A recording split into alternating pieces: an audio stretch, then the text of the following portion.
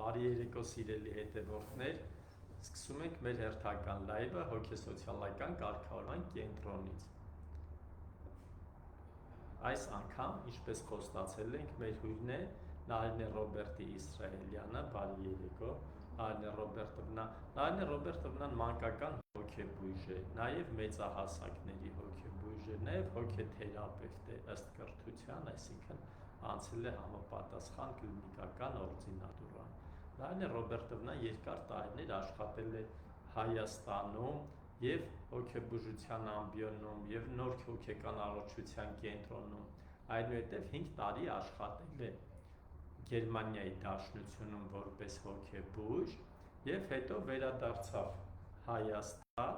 և դարձավ առաջի անգամ բացված մանկական հոգեբուժական բաժանմունքի առաջին վարիչը Ավան հոգեկան առողջության կենտրոնում։ Բավական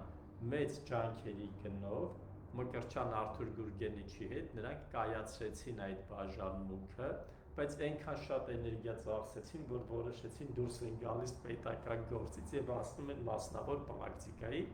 և հիմա աշխատում է հոգեսոցիալական կարգավորման կենտրոնում որպես հոգեբույժ, ինչպես նաև դասավանդում է հոգեբուժություն Առողջապահության ազգային ինստիտուտում։ Ինչպես խոստացել ենք, այսօր խոսելու ենք մանկական և դեռահասային տարիքի դեպրեսիաներից, զուտ ուղղակի որպես տեղեկատվություն մնացածը իհարկե Նարինե Ռոբերտովնան կասի, բավական լուրջ խնդիր է սա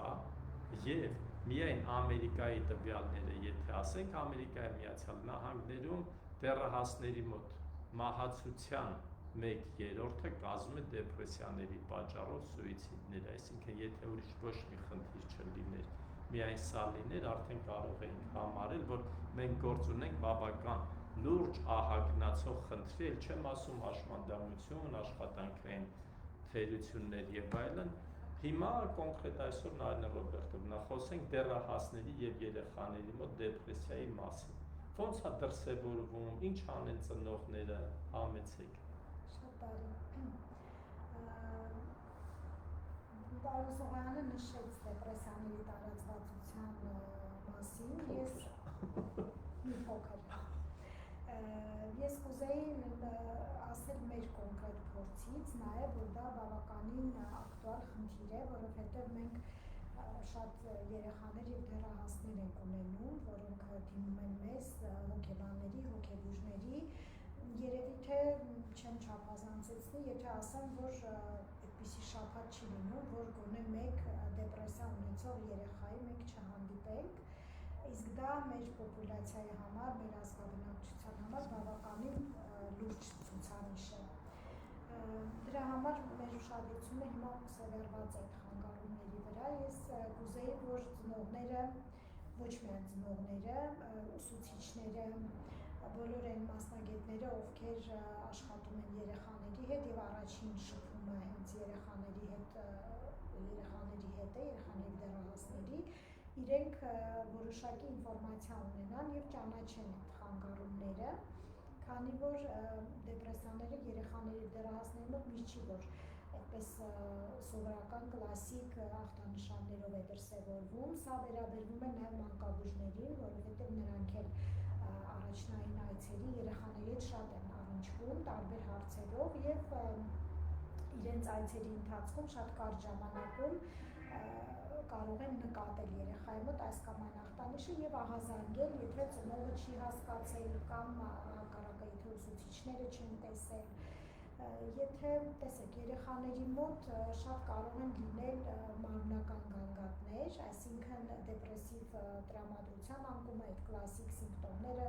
տրամադրության անկում, մտածողության դանդաղում, շարժողական ոլորտի դանդաղում, հնարավոր է, որ երեխաների մոտ չդրսևորվի։ Դրա փոխարեն նրանք ունենում են տարբեր մարմնական գանգատներ, ցավեր, մարսողության խանգարումներ, քնի խանգարումներ, ինչպես նաև հաճախ լինում են վարքի փոփոխություններ։ Եվ ես կխնդրեի, որ ծնողները ուշադիր լինեն այդ ախտանիշներին և նաև մանկաբույժները, որովհետև հնարավոր է երկար ժամանակ աշխատեն այդ գանգատների վրա, փորձեն այս կամ այն դեղամիջոցով օգնել երեխային, բայց դա լինի անարդյունավետ, որովհետև խնդիրը ոչ թե մարմնական է, այլ հոգեբանական, հոգեկան ոլորտի խանգարումով է պայմանավորված։ Ռոբերտովն ես հիշեցի, որ անցած տարի այս ժամանակ էր երևի մենք UNICEF-ի մանկական բնակչության հիմնադրամի հետ բավական լուրջ եւ հաջողված ծրագիր իրականացրեցինք եւ 5 մարզերում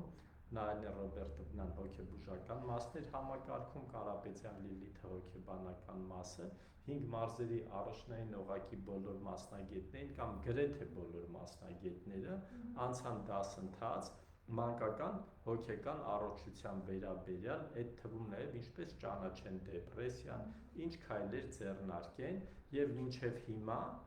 նրանք երեխաներին հայտնաբերում են, տեղում անհրաժեշտ օգնությունը ցուցաբերում են, ուղղորդում են մասնագետների մոտ, նույնիսկ մեթոդական ցուցումներ հրատարակվեցին, որը հաստատվեց Հայաստանի Պետական Մանկավարժական Համալսարանի գիտական խորհրդի կողմից, որի համահեղինակներն էին Նայինե Ռոբերտովնան եւ Լիլիթ Կարապետյանը,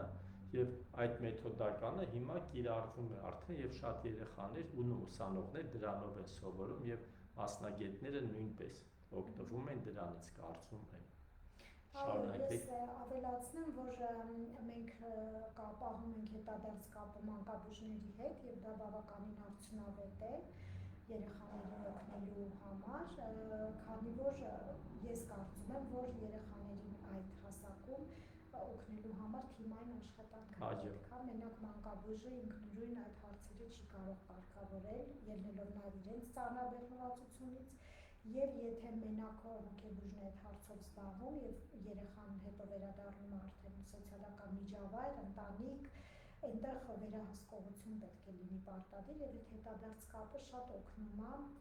մինչեւ վերջ օգնությունը լիարժեք կազմակերպելու համար եւ ինչպես պարոն Սովոյանն ասեց, ցավալի այդ հետևանքները կանխարգելելու համար։ Ես երբ որ ախտանշանները ասում էի, չնշեցի նաեւ սննդային վարքի խանգարումները, դա էլ շատ կարևոր է, երբ որ փոխվում է երեխայի կամ դեռահասի սննդային վարքը, հա քիչ ուտելու կամ հակառակ ավելի շատ ուտելու եւ սիմպտոմների ձևով անպայման պետք է ծնողները ուշադիր լինեն այդ հարցերին։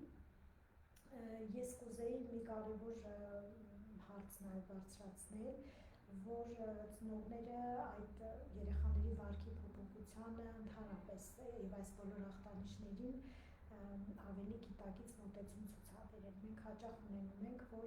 խնդիր է առաջանում դեռահասի կամ երեխայի եւ ծնողի միջեւ, քանի որ ծնողները չեն հասկանում, որ դա խնդիր է եւ երեխայի վարքի փոփոխությունը դիտարկում են որպես կամակորություն կամ նույն սննդային վարքի փոփոխությունը դիտարկում են որպես մի վիճակ, որ պետք է դաստիարակել եւ հենց այդ ձևով էլ դիմում են մեզ, օրինակ դիմում են հոգեբանի այն հարցումով, որ իրենց երեխան չի լսում, չի ենթարկվում, իրենց կապրիզնիկ երեխա, այո, կամակոր է եւ պետք է վարքը կարգավորել։ Երեխայի հետ զրուցելուց հետո մենք տեսնում ենք, որ բացարձակ այդ նշանները չեն, այլ դեպրեսիվ վիճակ է եւ դրա հետևանքով առաջացող վարքային խնդիրներ։ Հետևաբար այդ ծնողի եւ երեխայի միջեւ կոնֆլիկտը շատ ավելի կարող է խորացնել երեխայի դեպրեսիան, որովհետեւ դեպրեսիվ վիճակում գտնվող երեխան կարիք ունի աջակցության եւ օգնության եւ ոչ թե ծնողի պատկերացրած չակերտավոր այդ դաստիարակելու, ինչ որ խիստ մեթոդների դիմելու կամ ընտանիքում այլ անդամներ են ընդգրկվում, բարեկամները, չգիտեմ, մորեղբայրը եւ այլն, այդ ամբողջ process-ը կարգավորելու համար, այնինչ երեխային պետք է մասնագիտական օգնություն, որ դեպքում տանեն մասնագետի։ Այդ ախտանիշները, օրինակ, եթե երեխայի վարքն է փոխվում կտրուկ, եթե սննդային վարքագիծն է փոխվում, եթե նրանք ունենում են քրոնիկ կրկնվող սոմատիկ, այսինքն մարմնական գանգատներ, ամեն անգամ դպրոց գնալուց, օրինակ, ցավեր, մարսողության խանգարումներ, նման դեպքերում, եթե դրանք կրկնվող են եւ չեն կարգավորվում ժամանակի ընթացքում համապատասխան օգնությամբ, պետք է արդեն դիմել հոգեբանի առաջինը գոնե եւ հոգեբանները արդեն ինֆորմացված լինելով կարող են ճիշտ ուղղորդել, այստեղ միայն հոգեբանական աշխատանք է պետք, թե նաեւ դեղորայքային կոռեկցիա։ Ես կարող եմ օրինակով ասել, Շատ օգտակար կլինի։ դեռահաս երեխա տղա, որը որ ունենալով դեպրեսիվ վիճակ, անդադ գանգատվում էր, այնպիսի գանգատվում էր վատ տրամադրությունից եւ որ ինքը չի ուրախանում, ոչինչ չի զգում, կորցրել էր հետաքրքրությունները եւ ծնողները ոչ միայն չէին ընդունում, այլ դա հիմնավորում էին, որ ոնց կարող է երեխան նման բան ասի, ինքը ամեն ինչ ունի, մենք իր համար ամեն ինչ անում ենք, բայց ինքը կյանքից դժգոհ է, դա երեխային բնորոշ չի դեռահասին, ոնց կարող եւ ծնողը հենց այդպես էլ ասում էր, ոնց կարող է երեխան ասի կյանքը լավ չի, ինչ ասելու բան է, դա մեծի խոսքեր է, կրկնում է ինքը ինչ որ մի մեծի, հա, մեծահասակի իրականում բավականին լուրջ դեպրեսիվ խանգարում կար, որը նույնիսկ պահանջեց դեղորայքային բուժում, դեղորայքային բուժումից հետո այդ զգացողությունները անցան եւ այդ արտահայտությունները բնականաբար երեխան չէր անում, այսինքն լուրջ պետք է վերաբերվել, ոչ թե ասել երեխայա մեծական բաներ է ասում օրինակ։ Լավ, ուրեմն եթե ունի խնդիր, բերում ենք հոգեբանի մոտ, խորհրդակցում ենք մանկաբույժի հետ, ըստ անհրաժեշտության նրանք ուղղորդում են հոգեբույժի։ Ինչ անեն, որ այդ խնդիրները չառաջանան կամ չի չառաջանան։ Կա ինչ-որ լավ օրինակելի կամ իդեալական վարք ծնողի կողմից, որը կնպաստի, որ խնդիրները քիչ լինեն։ Այսպես ասեմ, ավելի շատ առանց հետել ծնողները մեծ պատասխանատվություն են կրում, մենք լրացուցիչ պատասխանատվություն այսպես չդնենք, որ եթե լավն են, ուրեմն երեխան չէ, լավ ու վատ չէ, գիտեն ոնց անեն, թե չգիտեն ընդամենը, որտեղ բոլոր ծնողներն են լավն են, այո։ Այսինքն առաջինը, եթե ընտանիքում ընդհանուր փոխհարաբերություններն է վերաբերվում, պետք է բառը մի քիչ ճիշտ չի երևի, թե ցանկալի է, որ այդ ամեն ինչը լինի ավելի խաղաղ, ամենակարևորը երեխային պետք է լսել, հասկանալ, լուրջ վերաբերվել իր արտահայտություններին, եթե ինքը նույնիսկ այնպիսի գանգատներ ներկայացնում, որ ըստ ծնողի դա երեխային բնորոշ չէ, պետք է լսել, հասկանալ, արձագանքել։ Այսինքն երեխան պետք է առաջին օգնությունը ստանա ծնողի մոտ, լսված լինելու, պաշտպանված լինելու, անվտանգ լինելու, դա կարող է շատ հարցեր հետագա զարգացումներ կանխարգելել, հա։ Մենք այն երեխաները, որոնք որ օրինակ մեր զրույցների ժամանակ ասում են, որ ծնողը չի լսում, ուշադրություն չի դարձնում իր ասածին, լուրջ չի ընկալում, շատ ավելի ծանր խնդիրներով են լինում, քան այն դեռահասները եւ երեխաները, որոնք կիսվում են ծնողների հետ եւ վստահում են ծնողներին։ Շատ լավ, այսինքն երեխային սիրել, կապը պահել, շփվել, լսել, հասկանալ, լուրջ ընդունել երեխայի գանգատները,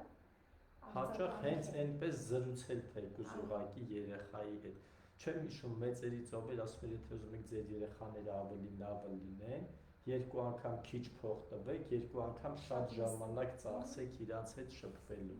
ինչը շատ կարևոր է։ Ձեր հիմնական ուղերձը Նարինե Ռոբերտովնա մեր հետևորդների կապված երեխաների, դեպրեսիաների, դեռահասների, դե որ ուշադիր լինեն այս նշված խնդիրներին, չանտեսեն երեխաների հետ շփումը, ես իհարկե հասկանում եմ, որ մեր իրականության մեջ դա բավականին դժվար է, ծնողները հոգնած են, զբաղված են, հիմա հատկապես այս ժամանակահատվածում աշխատում են եւ այլն ուրիշ խնդիրներ են լուծում, սոցիալական, բայց հոգեբանական հարցերը համարժեք կարևոր են։ Շնորհակալություն։ Շատերին թվում է իրոք, եթե երեխան ուտելիք ունի, գնում է դպրոց, նույնիսկ եթե վճարովի դպրոց է գնում, մեկ էլ տեղ է տանում, արդեն դա բավական է։ Հավատացնում ենք, այն ժամանակը, որը դուք հիմա հատկացնում եք ձեր երեխային, դա չափազանց շատ հենց թեկուզ միայն ժամանակի տեսքով ձեզ վերադառնալու է ապագայում։ Այն ժամանակը, որը խնայում եք տալ ձեր երեխային, հետո ուրիշ ձևի եք ծախսելու։ Ուշադիր եղեք ձեր երեխաների հանդեպ, ավելի շատ սիրեք նրանց, ավելի շատ շփվեք երեխաների հետ եւ հիշեք, որ ցանկացած խնդիր միշտ ունի լուծում։ Սրանով ավարտում ենք մեր այսօրվա լայվը, կհանդիպենք